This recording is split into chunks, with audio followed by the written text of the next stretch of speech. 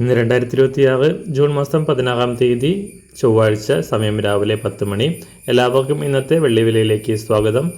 ഇന്ന് അന്താരാഷ്ട്ര മാർക്കറ്റിൽ അല്പം കുറഞ്ഞിരിക്കുകയാണ് വെള്ളിവില.